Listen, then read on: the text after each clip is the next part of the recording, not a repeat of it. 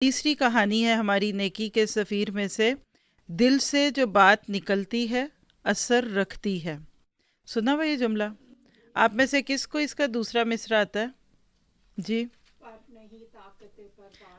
پر نہیں ہے مگر طاقت پرواز رکھتی ہے، یعنی بات بغیر پروں کے بھی سفر کر کے دوسروں کے دل تک پہنچ جاتی ہے۔ تو آئیے دیکھتے ہیں کہ دل سے کون سی بات نکلتی ہے، اور دل سے بات جب نکلے تو وہ کہاں تک پہنچ جاتی ہے۔ جو یہ سٹوری ہے اس کا مین تھیم دعویٰ ہے، دعوت اور تبلیغ۔ بظاہر سٹوری سن لیجئے، لیکن بعد میں انشاءاللہ ہم اس میں سے دعوت والی زندگی یا لوگوں کو اچھی باتوں کا حکم دینا یہ تو آسان ہی ہے، بری باتوں سے روکنا اس میں کیا رولز ہیں، اینڈ پہ اس پہ انشاءاللہ ہماری بات ہوگی ڈیٹیل سے۔ آئیے سٹوری سنتے ہیں۔ ایک بوڑھا تھا، وہ اپنے محلے کی مسجد کا امام تھا۔ اس نے ساری زندگی نماز اور قرآن کی تعلیم ہی میں بسر کی تھی، یعنی شروع سے اس کا یہی لائف سٹائل تھا۔ ایک دن اسے محسوس ہوا کہ نمازی روز بروز کم ہوتے جا رہے ہیں۔ وہ ان کے بارے میں بڑا پریشان تھا، اس کو ہائی لائٹ کریں۔ ہمیں بھی اپنے ارد گرد رہتے ہوئے اگر مسجد میں مرد ہیں تو مردوں کو اس چیز کی فکر ضرور ہونی چاہیے کہ لوگ پہلے سے اب کم کیوں آ رہے ہیں۔ اسی طرح اگر آپ کلاس میں ہوں، اسکول میں ہوں، تو وہاں اگر کچھ ساتھی نہ آئیں تو آپ کو اس پہ پریشان ہونا چاہیے۔ ہم یہ نہیں کہہ سکتے mind your business, don't talk about religion, اپنی بھلی نبیڑو، نہیں، مسلمان دوسرے سے بے نیاز نہیں رہ سکتا۔ تو ان کو فکر ہوئی کہ لوگ کم کیوں ہو رہے ہیں۔ وہ انہیں اپنی اولاد کی طرح سمجھتا تھا۔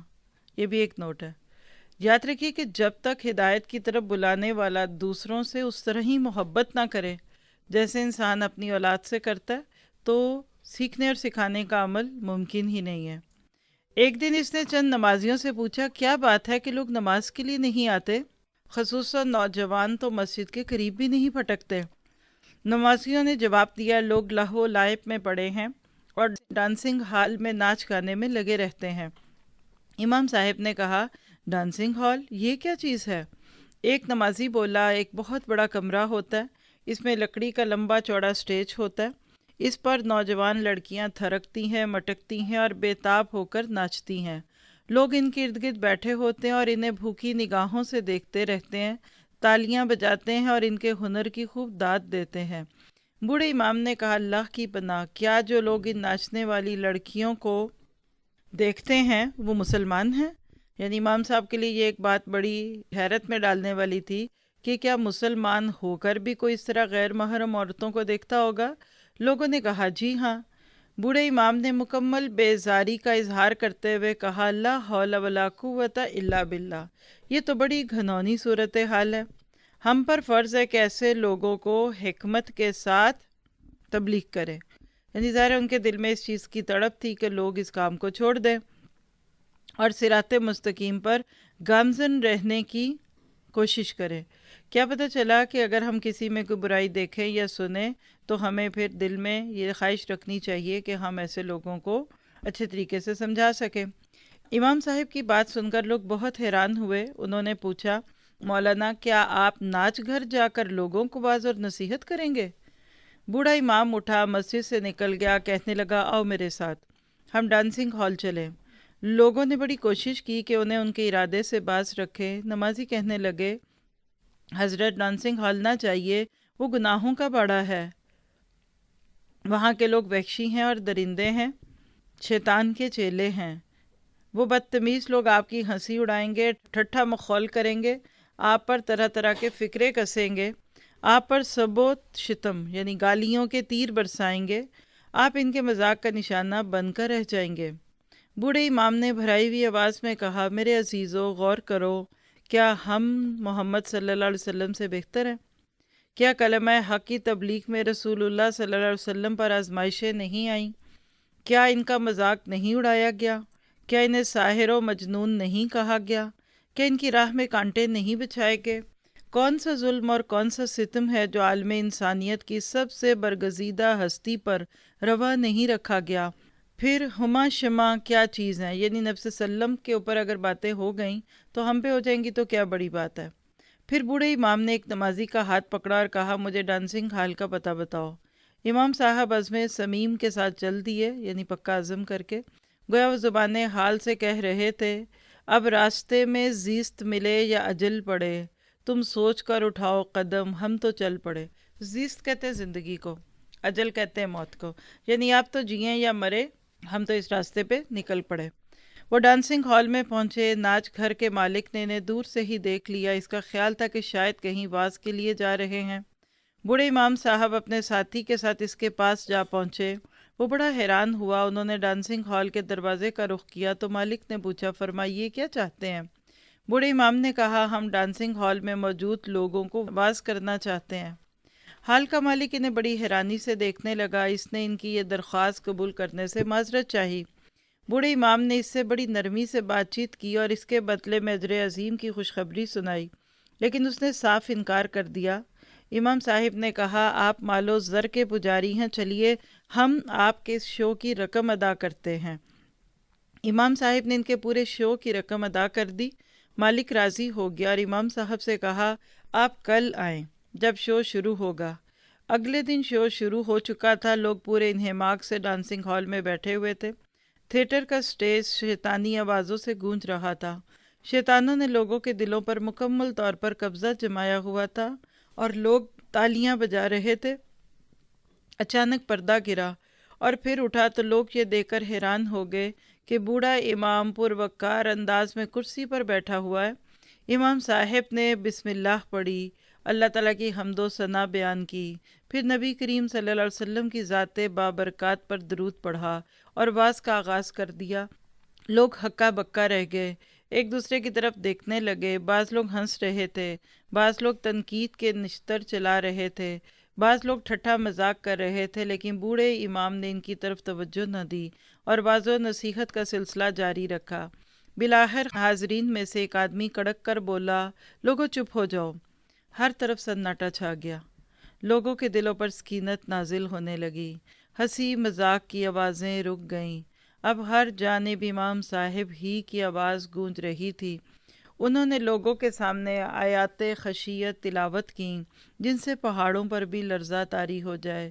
پھر انہوں نے انسان کی بھلائی اور خیر خواہی کے سب سے بڑے آرزومند حضرت محمد صلی اللہ علیہ وسلم کی احادیث مقدسہ بیان کی، ایمان اور اعمال صالحہ کی برکات و حسنات سے آگاہ کیا، نیکی کرنے والوں کے درجات کی بلندی کے احوال سنائے اور اللہ کے باغیوں، شیطانوں اور نافرمانوں کے لرزہ خیز انجام بد سے ڈرایا، یعنی ان کا جو برا انجام ہوگا، اور حاضرین کو درس عبرت دینے لگے۔ میرے پیارے بھائیوں، تم نے بڑی طویل عمر گزار لی، اپنے مہربان اللہ کی بہت نافرمانیاں کر لیں، تم خواب غفلت کی بہت سی انگڑائیاں لے چکے۔ ذرا سوچو، اپنی حالت پر غور کرو۔ اللہ کے لیے مجھے بتاؤ، تمہیں اپنے پروردگار کی نافرمانی کر کے کیا ملا؟ تمہارے گناہ تمہارے اعمال ناموں میں درج ہو گئے۔ اب بتاؤ تمہارے گناہوں کی لذت کہاں گئی؟ یقیناً لذت ختم ہو گئی اور تمہارے کالے کرتوتوں کی سیاہی باقی رہ گئی۔ ان قریب تم سے ان کے بارے میں پوچھا جائے گا۔ وہ وقت قریب آ رہا ہے جب ہر شے فنا ہو جائے گی، سورج بے نور ہو جائے گا، چاند تارے طلوع و غروب کے افسانے سنانے چھوڑ دیں گے، بادل دور نکل جائیں گے، آندیاں آئیں گی، بگولے اٹھیں گے، زمین زلزلوں سے کانپے گی اور شق ہو جائے گی، پہاڑ روئی کے گالوں کی طرح اڑ جائیں گے، سمندروں کی موجیں اور شیطان کی فوجیں معدوم ہو جائیں گی، پانی اپنے بہاؤ کا راستہ بھول جائے گا، بہار روٹ جائے گی، پھول کھلنا چھوڑ دیں گے، چاروں طرف موت ناچے گی، زندگی کی ایک رمق بھی باقی نہیں بچے گی، صرف ایک اللہ کی ذات باقی رہے گی۔ میرے دوستو، ذرا سوچو تو صحیح، تمہارا منصب اور ذمہ داری کیا تھی، مگر تم کیا ہو گئے ہو؟ ذرا اپنے گریبان میں جھانکو۔ لوگو، کیا تم نے کبھی اپنے گریبانوں میں جھانکا ہے؟ اپنے اعمال کی خبر لی ہے؟ کیا تمہیں معلوم ہے کہ عنقریب تم کہاں جانے والے ہو؟ تم دنیا کی آگ برداشت نہیں کر سکتے۔ یہ آگ جہنم کی آگ کا 70واں حصہ ہے صرف۔ جہنم کے شعلوں سے ڈرو، وقت ضائع نہ کرو، اٹھو، توبہ کرو، ندامت کے آنسو بہاؤ، اپنے روٹھے ہوئے رب کو منا لو۔ آہ، تم اپنے رب کے سامنے کیا منہ لے کر جاؤ گے؟ کیا تم نے کبھی غور کیا ہے اللہ رب العزت کے تم پر کتنے احسانات ہیں؟ کیا اس کی رحمتیں ہر وقت تم پر نازل نہیں ہوتی اور تمہارے گناہوں کے انبار اس کی طرف نہیں جاتے؟ وہ تو تم پر اپنے انعامات کی برسات کرتا رہتا ہے اور تم ہر گھڑی اس کی نافرمانی میں ڈوبے رہتے ہو۔ اپنی جفائیں بھی دیکھو اور اس کی وفائیں بھی دیکھو۔ بوڑھا امام دل کی گہرائیوں سے بول رہا تھا، بڑا اثر انگیز واز کر رہا تھا۔ اس کے جملے تیر بن کر سینوں میں پیوست ہو رہے تھے اور دلوں کی کایا پلٹ رہے تھے۔ زندگی کی اصل حقیقت سورج کی طرح روشن ہو رہی تھی۔ اب لوگ رونے لگے، بہت سے لوگوں کی سسکیاں ابھرنے لگیں۔ امام صاحب نے انہیں تسلی دی، فرمایا میرے عزیزو، اپنے اندر بنیادی تبدیلی پیدا کر لو، توبہ کرو، گناہوں سے دور بھاگو، یوں بدل جاؤ جیسے موسم بدل جاتا ہے۔ ہمارا رب کریم بڑا عالی ظرف اور بے حد رحم فرمانے والا ہے۔ میرے دوستو، رب کریم پر بھروسہ کرو، پھر دیکھنا تمہارا مکرم پروردگار تم سے کتنی جلدی راضی ہو جائے گا اور تمہارے سر پر عزت و سرفرازی کا تاج سجا دے گا۔ آخر میں امام صاحب نے دعا کی، اے رب ذوالجلال، ہم تیری بارگاہ عالی میں سوالی ہیں، جو بھی تیری چوکھٹ پر آتا ہے خالی ہاتھ نہیں جاتا۔ ہمارا دستے سوال تیرے حضور پھیلا ہوا ہے، تو بے پناہ، تو بے پایاں کرم فرمانے والا ہے، تیری بخششوں کے خزانے لامحدود ہیں۔ معاف فرمانا تیرا عظیم وصف ہے، تو توبہ کرنے والوں اور معافی مانگنے والوں کو بہت پسند کرتا ہے۔ ہم گناہ گار بندے تجھ سے معافی کی بھیک مانگتے ہیں، ہمارے گناہ معاف فرما دے، ہمیں بدی سے دور اور نفور کر دے۔ نفور کہتے ہیں بھاگنے والا، اسی سے لفظ نفرہ نفرت بھی ہے۔ ہمیں نیکی کی زندگی کا خوگر بنا دے۔ امام صاحب یہ دعا کر رہے تھے، اور وہی ڈانسنگ ہال جو پہلے فسق و فجور کا اڈا تھا اب آمین آمین کی مقدس صداؤں سے گونج رہا تھا۔ امام صاحب وقار کے ساتھ کرسی سے اٹھے اور ہال سے نکل کر اپنی مسجد کی طرف چلے گئے۔ محترم قارئین، کیا آپ جانتے ہیں یہ انقلاب کس طرح برپا ہوا؟ وہی لوگ جو پہلے امام صاحب کا مذاق اڑا رہے تھے، اب توبہ کر کے نیکی کے راہی کس طرح بن گئے۔ یہ صرف نیکی کی تبلیغ کا نتیجہ تھا۔ اللہ تعالیٰ نے ہمیں نیکی کی تبلیغ ہی کے لیے پیدا فرمایا۔ افسوس ہم اپنا اصلی فرض بھول گئے اور زمین پر بوجھ بن کر بیٹھ گئے۔ ہمیں بھی لوگوں کو اللہ کی بندگی کی دعوت دینی چاہیے، انہیں بتانا چاہیے کہ ذرے ذرے پر اللہ تعالیٰ کا قبضہ ہے، اپنی ہر حاجت اسی کے حضور پیش کرو۔ تمہارے دل میں خلوص کی آنچ، ایمان کی روشنی اور اعمال صالحہ کی تڑپ ہوگی تو وہ تمہیں سب کچھ دے دے گا۔ اس نے مزید نصیحت کی، پھر ان کے لیے رحمت اور بخشش کی دعا کی۔ سارے لوگ آمین آمین کہہ رہے تھے۔ بوڑھے امام کی دعا نے جلتی پر تیل کا سا کام دکھایا۔ پھر بوڑھا امام پورے وقار کے ساتھ کرسی سے اٹھا اور ہال سے باہر نکل گیا۔ تمام لوگ اس کے پیچھے ہو لیے۔ سب لوگوں نے ان کے ہاتھ پر توبہ کر لی۔ انہوں نے اپنا مقصد حیات پہچان لیا۔ انہوں نے اس حقیقت کو پا لیا کہ جب نامہ اعمال پیش کیا جائے گا، اعمال کا وزن کیا جائے گا، تو یہ ناچ گانے کو فائدہ نہیں دیں گے، گناہوں کی لذت جہنم میں لے جائے گی۔ اس بوڑھے امام کا واعظ اس قدر اثر والا تھا کہ ڈانسنگ ہال کے مالک نے بھی توبہ کر لی اور اپنے کیے پر بڑا شرمندہ تھا۔ جی، تو یہ تھی جو دل سے بات نکلتی ہے اثر رکھتی ہے۔ آپ نے کیا سیکھا؟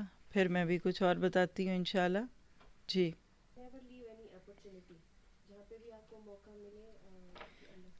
ٹھیک ہے، یعنی انہوں نے سیکھا کہ نیکی کا کوئی موقع ضائع نہیں کرنا چاہیے۔ آپ نہیں جانتے کہ کون سی نیکی آپ کے جنت میں جانے کا ذریعہ بن جائے، اور اس کے ساتھ یہ کہ دوسروں کو بھی جنت کی طرف بلانے کا ذریعہ بن جائے۔ بعض دفعہ ہم صرف اپنی نیکیوں کے حریص ہوتے ہیں۔ یاد رکھیے، دعویٰ صرف اس لیے نہیں کرنی کہ آپ خود نیک بنیں اور دوسرے گناہ گار بن جائیں۔ تبلیغ اس لیے نہیں کرنی کہ دوسرے گناہ گار ہو جائیں۔ شرمندہ نہیں کرنا، لوگوں کو زچ نہیں کرنا، ان کو برا نہیں بنانا، بلکہ یہ ہے کہ طریقہ کار وہ اختیار کیجئے جس سے دوسروں کو بھی فائدہ ہو۔ جی شاباش، کسی میں برائی دیکھے تو ان کو برائی سے روکنا چاہیے اور صراط مستقیم پہ آنے کی دعوت دینی چاہیے۔ صحیح مسلم کی روایت ہے، من را منکم منکرن فلیغیرہ بیدہ، تم میں سے جو برائی کو دیکھے تو اس کو اپنے ہاتھ سے روکے، فَإِن لَمْ يَسْتَطِعْ، پھر اگر یہ نہ کر سکے تو فَبِلِسَانِهِ، تو اپنی زبان سے روکے، اور اگر یہ بھی نہ کر سکے تو فرمایا کہ اس کو دل سے برا جانے، وَذَلِكَ ضَعْفُ الْإِيمَانِ، یہ ایمان کا سب سے ادنا درجہ ہے۔ تو برائی کو بعض دفعہ ہم یہ سوچ کر کہ سوکے اب انہوں نے کون سا مانا اور میں کیوں برا بنوں، دیکھیے امام صاحب نے یہ نہیں سوچا کہ میں کیوں برا بنوں، وہ برے نہیں بنیں گے۔ یاد رکھے جب آپ کے دل میں دوسروں کی اصلاح اور محبت ہوگی نا، برے سے برا شخص بھی آپ کو برائی پہ ٹوکنے پہ برا نہیں کہے گا۔ ٹونٹنگ سٹائل نہیں ہونا چاہیے، شرمندگی کا احساس نہ ہو، لوگوں کو زچ نہ کر دیں، موقع بنائے بغیر شروع ہو جائیں۔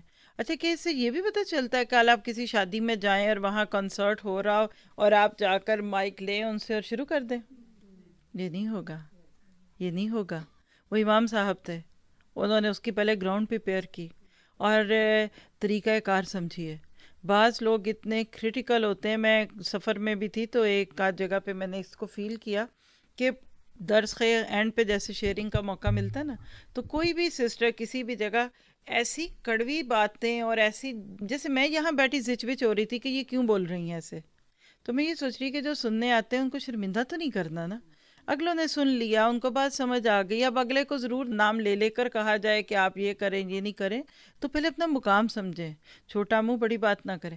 آپ میں کیا کریں پھر، یہ بہت اہم سوال ہے، اور آج جس پہ تھوڑی سی مجھے بات کرنے دیجئے، کیونکہ آپ بھی تو اب قرآن پڑھے ہوئے ہیں۔ اگر آپ نے قرآن پڑھ کے گونگے شیطان رہنا ہے، فائدہ ہی نہیں ہے پڑھنے کا۔